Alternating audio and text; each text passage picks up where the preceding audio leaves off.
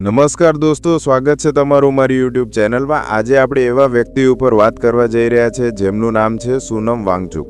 આ એવા વ્યક્તિ છે જેમણે ભારત માટે ઘણા પુરસ્કારો લાવ્યા છે અને ભારતની સેના માટે બહુ સારું કામ પણ કર્યું છે અને લદ્દાખની વાદીઓને બચાવવાનો પણ બહુ મોટો પ્રયાસ કર્યો છે। તો મિત્રો, સોનમ વાંગચુક વિશે આપણે આજે આ વિડીયોની અંદર જોવાના છીએ। તો વિડીયો ગમે તો વિડીયોને લાઇક કરો, ચેનલને સબસ્ક્રાઈબ કરો આવા જ વિડીયો જોવા માટે। તો ચાલો આજનો વિડીયો ચાલુ કરીએ। તો મિત્રો, વાંગચુકનો જન્મ 1966માં ભારતને જમ્મુ અને કાશ્મીર રાજ્યના લેહ જિલ્લાના અલચી નજીક એટલે કે હવે ભારતીય કેન્દ્રશાસિત પ્રદેશ લદ્દાખમાં થયો હતો। 9 વર્ષની ઉંમર સુધી તેમને શાળામાં પ્રવેશ મળ્યો ન હતો કારણ કે તેમના ગામમાં કોઈ શાળાઓ નહોતી। તેમની માતાએ તેમને તે ઉંમર સુધી તેમની પોતાની માતૃભાષામાં જ બધી મૂળભૂત બાબતો શીખવી હતી। 1975માં તેમના પિતા સોનમ વાંગિયાલ જમ્મુ અને કાશ્મીર રાજ્યમાં ચૂંટાયા, જ્યાં તેઓ મંત્રી બન્યા। 9 વર્ષની ઉંમરે તેમને શ્રીનગર લઈ જવામાં આવ્યા અને ત્યાંની એક શાળામાં દાખલ કરવામાં આવ્યા। તેઓ અન્ય વિદ્યાર્થીઓ કરતાં અલગ દેખાતા હોવાથી તેમને એવી ભાષામાં સંબોધનમાં આવતા જે તેઓ સમજી શકતા ન હતા, જેના કારણે તેમની પ્રતિભાવશીલતાના અભાવને તેમને મૂર્ખ સમજવામાં આવ્યા હતા। તેઓ આ સમયગાળાને તેમના જીવનનો સૌથી અંધકારમય સમય માને છે। સારવાર સહન ન કરી શકવાને કારણે 1977માં તેઓ એકલા દિલ્હી ભાગી ગયા, જ્યાં તેમણે કેન્દ્રીય વિદ્યાલયના શાળાના આચાર્ય સમક્ષ પોતાનો કેસ રજૂ કર્યો। વાંગચુકે 1987માં national institute of technology Srinagar, તે સમયે REC શ્રીનગરમાં મેકેનિકલ એન્જિનિયરિંગમાં બીટેક પૂર્ણ કર્યું। એન્જિનિયરિંગ સ્ટ્રીમની પસંદગી અંગે તેમના પિતા સાથે મતભેદોને કારણે તેમણે પોતાના શિક્ષણનો ખર્ચ જાતે ઉઠાવવો પડ્યો હતો। તેમણે 2011માં ફ્રાન્સના ગ્રેનોબલમાં ક્રેટર સ્કૂલ ઓફ આર્કિટેક્ચરમાં માટીના આર્કિટેક્ચરમાં 2 વર્ષનો ઉચ્ચ અભ્યાસ પણ કર્યો। 1988માં સ્નાતક થયા પછી વાંગચુકે તેમના ભાઈ અને 5 સાથીદારો સાથે students educational and cultural movement of Ladakh શરૂ કરી। સાસપોલ ખાતે સરકારી હાઈસ્કૂલમાં શાળા સુધારોનો પ્રયોગ કર્યા પછી સેકમોલે સરકારી શિક્ષણ વિભાગ અને ગામની વસ્તી સાથે મળીને ઓપરેશન ન્યૂ હોપ શરૂ કર્યું। જૂન 1993થી ઓગસ્ટ 2005 સુધી વાંગચુકે લદ્દાખને એકમાત્ર પ્રિન્ટ મેગેઝિન લદ્દાખ સ્મેલોંગની સ્થાપના કરી અને તેના સંપાદક તરીકે કામ કર્યું।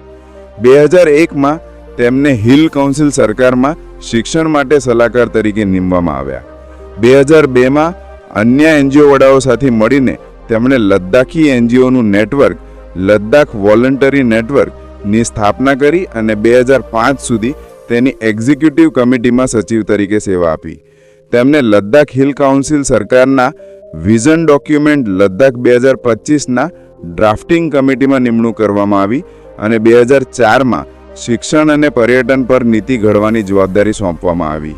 આ દસ્તાવેજ 2005માં ભારતના વડાપ્રધાન મનમોહન સિંહ દ્વારા ઔપચારિક રીતે લોન્ચ કરવામાં આવ્યો। 2005માં વાંગચુકને ભારત સરકારના માનવ સંસાધન વિકાસ મંત્રાલયમાં રાષ્ટ્રીય ગવર્નિંગ કાઉન્સિલ ફોર એલિમેન્ટરી એજ્યુકેશનના સભ્ય તરીકે નિમણૂક કરવામાં આવ્યા। 2007થી 2010 સુધી તેમણે શિક્ષણ સુધારા માટે શિક્ષણ મંત્રાલયને ટેકો આપવા માટે કાર્યરત ડેનિશ NGO MS માટે શિક્ષણ સલાહકાર તરીકે કામ કર્યું। 2013ના અંતમાં વાંગચુકે બરફ સ્તૂપનો એક પ્રોટોટાઇપ શોધ્યો અને બનાવ્યો, જે એક કૃત્રિમ હિમનદી છે જે શિયાળા દરમિયાન વહેતા પ્રવાહના વિશાળ બરફ શંકુ અથવા સ્તૂપના રૂપમાં સંગ્રહ કરે છે અને વસંતના અંતમાં પાણી ઓગળવાનું ચાલુ થાય છે, જે ફેડમાં તે પ્રવાહ છોડે છે જે ખેડૂતોને પાણીની જરૂર હોય તેવો યોગ્ય સમય છે। 2013માં તેમને જમ્મુ અને કાશ્મીર શાળા શિક્ષણ બોર્ડમાં નિમણૂક કરવામાં આવી। 2014માં તેમને જમ્મુ અને કાશ્મીર શાળા શિક્ષણ નીતિ અને વિઝન ડોક્યુમેન્ટ ઘડવા માટે નિષ્ણાત પેનલમાં નિમણૂક કરવામાં આવી। 2015થી વાંગચુકે હિમાલયન ઇન્સ્ટિટ્યૂટ ઓફ ઓલ્ટરનેટિવ સ્થાપિત કરવા પર કામ કરવાનું શરૂ કર્યું છે। તેઓ ચિંતિત છે કે મોટાભાગની યુનિવર્સિટીઓ, ખાસ કરીને પર્વતમાં આવેલી યુનિવર્સિટીઓ, જીવનની વાસ્તવિકતા માટે કેવી રીતે અપ્રાસંગિક બની ગઈ છે। 2016માં વાંગચુકે ફાર્મસ્ટેજ લદ્દાખ નામનો એક પ્રોજેક્ટ શરૂ કર્યો, જે પ્રવાસીઓને લદ્દાખના સ્થાનિક પરિવારો સાથે રહેવાની સુવિધા પૂરી પાડે છે, જે માતાઓ અને મધ્યમય વયની મહિલાઓ દ્વારા ચલાવવામાં આવે છે। આ પ્રોજેક્ટનું ઔદ્યોગિક ઉદ્ઘાટન 18 જૂન 2016ના રોજ ચેતસંગ રિનપોચે દ્વારા કરવામાં આવ્યું. વાંગચુક લદ્દાખ, સિક્કિમ અને નેપાળ જેવા પર્વતીય પ્રદેશોમાં અનેક નિષ્ક્રિય સૌર માટીની ઇમારતોના બાંધકામની ડિઝાઇન અને દેખરેખમાં મદદ કરી રહ્યા છે, જેથી ઉર્જા બચતના સિદ્ધાંતો મોટા પાયે લાગુ પડી શકે. ઠંડા શિયાળામાં પણ જ્યારે તાપમાન -30 ડિગ્રી સેલ્સિયસ સુધી ઘટી જાય છે, ત્યારે તેમની સૌર ઉર્જાથી સંચાલિત શાળા જે પૃથ્વીથી બનેલી છે તે વિદ્યાર્થીઓને ગરમ રાખે છે. વાંગચુકની આગેવાની હેઠળ સેકમોલે જુલાઈ 2016માં ફ્રાન્સના લિયોનમાં 12મી વર્લ્ડ કોંગ્રેસ ઓન માટીના આર્કિટેક્ચરમાં શ્રેષ્ઠ માથેની ઇમારત માટે આંતરરાષ્ટ્રીય ટેરા એવોર્ડ જીત્યો. સેકમોલ ખાતે સ્થિત માટીથી બનેલી મોટી ઇમારત કેમ્પસ નિષ્ક્રિય સૌર આર્કિટેક્ચરના સિદ્ધાંતો પર સરળ, ઓછી ખર્ચાળ પરંપરાગત ટેકનિકોનો ઉપયોગ કરીને બનાવવામાં આવી હતી. આ ઇમારતમાં એક મોટો સૌર ગરતી શિક્ષણ ખંડ અને વિદ્યાર્થીઓ માટેના ઘણા રૂમોનો સમાવેશ કરવામાં આવ્યો હતો. 1988માં સ્થાપિત સ્ટુડન્ટ્સ એજ્યુકેશનલ અને કલ્ચરલ મૂવમેન્ટ ઓફ લદ્દાખ સાથેના તેમના નોંધપાત્ર અનુભવ પછી વાંગચુકે ગીતાંજલિજી એંગમો સાથે હિમાલયન ઇન્સ્ટિટ્યૂટ ઓફ ઓલ્ટરનેટિવ્સ લદ્દાખની સ્થાપના કરી. HIAL શરૂ કરવા માટે તેમની પ્રેરણા લદ્દાખના અનોખા વિશિષ્ટ ભૌગોલિક અને સાંસ્કૃતિક સંદર્ભને લગતા શૈક્ષણિક અને વિકાસલક્ષી પડકારોને સંબોધવાની ઈચ્છામાંથી ઉદ્ભવી. વાંગચુક દ્વારા HIALની સ્થાપના એ સેકમોલ દ્વારા નાખેલા પાયા પર લદ્દાખમાં શૈક્ષણિક સુધારા પ્રત્યેની તેમની પ્રતિબદ્ધતાનું સાતત્ય છે. તેમનું વિઝન માત્ર ઉચ્ચ શિક્ષણ પૂરું પાડવું જ નહીં, પરંતુ યુવાઓને તેમના અનોખા પર્યાવરણમાં ખેલવા માટે જરૂરી કૌશલ્યોથી સજ્જ કરીને પ્રદેશ માટે ટકાઉ ભવિષ્યનું નિર્માણ કરવું પણ છે. જાન્યુઆરી 2014માં વાંગચુકે બર્ફ સ્તૂપ નામનો એક પ્રોજેક્ટ શરૂ કર્યો. તેમનો હેતુ એપ્રિલ અને મેના મહત્વના વાવેતર મહિનાઓ દરમિયાન કુદરતી હિમનદીઓ ઓગળવાનું પાણી વહેતા પહેલા લદ્દાખના ખેડૂતો દ્વારા સામનો કરવામાં આવતી પાણીની કટોકટીનો ઉકેલ શોધવાનો હતો. 2014માં ફેબ્રુઆરીના અંત સુધીમાં તેઓએ બર્ફ સ્તૂપનો 2 માળનો પ્રોટોટાઇપ સફળતાપૂર્વક બનાવ્યો હતો, જે લગભગ 1,50,000 લીટર શિયાળાના પ્રવાહનું પાણી સંગ્રહી શકતો હતો, જે તે સમયે કોઈને જરૂર પણ નહોતી. 2015માં જ્યારે લદ્દાખમાં ભૂસ્ખલનથી કટોકટીનો સામનો કરવો પડ્યો, જેના કારણે ઝાંસ્કર નદીના ફુગતાલ નદી અવરોધાઈને 15 કિલોમીટર લાંબુ તળાવ બન્યું, જે નીચેડાવાળાઓ માટે મોટો જોખમ બની ગયું, ત્યારે વાંગચુકે તળાવને બ્લાસ્ટ કરવાને બદલે કિનારીઓને સુરક્ષિત રીતે કાપી નાખવા માટે સાયફન ટેકનિકનો ઉપયોગ કરવાનો પ્રસ્તાવ મૂક્યો. જોકે તેમની સલાહને અવગણવામાં આવી અને બ્લાસ્ટિંગનું કામ ચાલુ રાખવામાં આવ્યું. 7 મે 2015ના રોજ તળાવ આખરે અચાનક પૂરમાં ધસી આવ્યો, જેણે 12 પુલ અને ઘણા ખેતરોનો નાશ કર્યો. 2016માં વાંગચુકે ઊંચાઈવાળા ગ્લેશિયર તળાવો પર દાસત નિવારણ માટે બરફસ્તૂપ ટેકનિકનો ઉપયોગ કરવાનું શરૂ કર્યું. સિક્કિમ સરકાર દ્વારા તેમને રાજ્યના બીજા જોખમી તળાવ માટે સાયફ્રોન ટેકનિકનો ઉપયોગ કરવા માટે આમંત્રણ આપવામાં આવ્યું. સપ્ટેમ્બર 2016માં તેમણે ઉત્તર પશ્ચિમ સિક્કિમના દક્ષિણ લોનાક તળાવમાં 3 અઠવાડિયાના અભિયાનની આગેવાની લીધી. તેમની ટીમે વરસાદ અને બરફ વચ્ચે તળાવ પર 2 અઠવાડિયા સુધી કેમ્પ કર્યો, જ્યાં સુધી બીજા પગલાં ન લેવામાં આવે ત્યાં સુધી તળાવને સુરક્ષિત સ્તરે ડ્રેન કરવા માટે સાયફનિંગ સિસ્ટમનો પ્રથમ તબક્કો સ્થાપિત કર્યો. 2016ના અંતમાં આ વિચાર સ્વિસ આલ્પ્સના અધિકારીઓ તરફથી લોકપ્રિય બનવા લાગ્યો. સ્વિટ્ઝરલેન્ડના એન્ગેડાઇન ખીણમાં આવેલા પોન્ટ્રેસીના નગરપાલિકાના પ્રમુખ દ્વારા વાંગચુકને તેમના શિયાળા પ્રવાસન આકર્ષણોમાં ઉમેરો કરવા માટે બરફના સ્તૂપ બનાવવા માટે આમંત્રણ આપવામાં આવ્યું.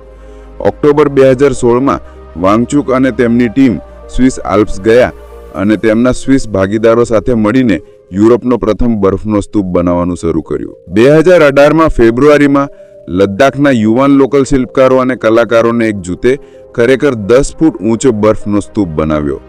આ અદ્ભુત શિલ્પ પૂર્ણપણે બરફથી બનેલું છે અને આ પ્રોજેક્ટ પૂર્ણ કરવા માટે તેમને 25 દિવસની મહેનત અને સમર્પણનો સમય લાગ્યો. આ સ્તૂપ બીજા વિશાળ બર્ફ ટાવર એટલે કે આઈસ સ્તૂપ કૃત્રિમ હિમનદની અંદર રાખવામાં આવ્યો હોવાથી તે ખૂબ જ ઓછા તાપમાને એટલે કે -12 ડિગ્રી સેલ્સિયસ જેટલા તાપમાને બનાવવામાં આવ્યો હતો. 2021માં વાંગચુકે ભારતીય સેના માટે સૌર ઉર્જાથી ચાલતા તંબુ ડેવલપ કર્યા. દરેક તંબુમાં લગભગ 10 સૈનિકો સમાઈ શકે છે. વાંગચુકના જણાવ્યા પ્રમાણે જ્યારે તેમને ખબર પડી કે લગભગ 50,000 ભારતીય સૈનિકો ઊંચાઈવાળા વિસ્તારોમાં કઠોર હવામાનની પરિસ્થિતિમાં કામ કરી રહ્યા છે, ત્યારે તેમણે આ શોધ શોધી.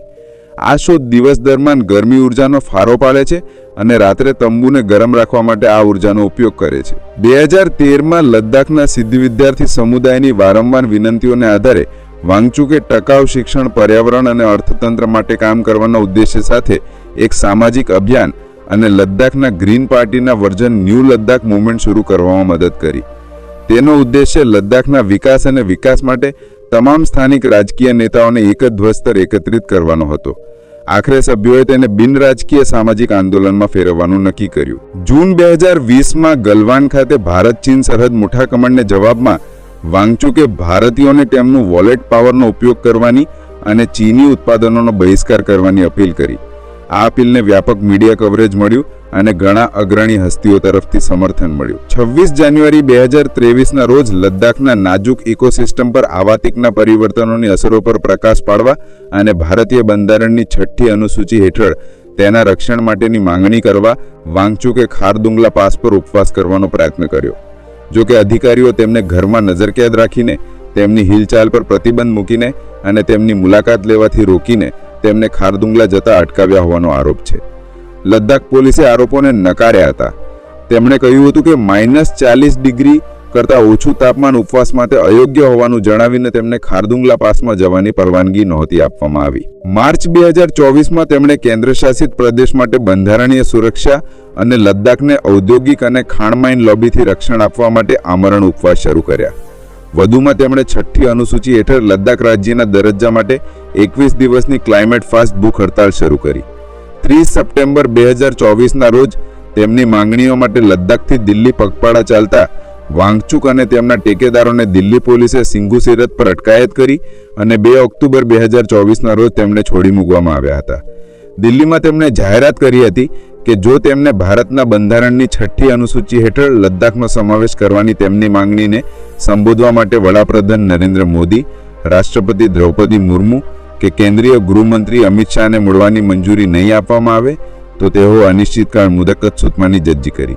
26 સપ્ટેમ્બર 2025ના રોજ વાંગચુકને લદ્દાખમાં રાષ્ટ્રીય સુરક્ષા કાયદા હેઠળ અટકાયત કરવામાં આવી હતી અને રાજ્યમાં વિરોધ બાદ ઉશ્કેરણીજનક નિવેદનો દ્વારા ટોળાને હિંસા ભડકાવવાના આરોપસર તેમને જોધપુર જેલમાં ખસેડી દેવામાં આવ્યા હતા. તો મિત્રો, આ હતી સોનમ વાંગચુક વિશેની કથા. જો મિત્રો વિડીયો પસંદ આવ્યો હોય તો ચેનલને સબસ્ક્રાઇબ, વિડીયોને લાઇક કરવાનું ભૂલતા નહીં. તો મળીએ છીએ નવા વિડીયોમાં નવા ટોપિક સાથે. જય હિન્દ, જય ભારત.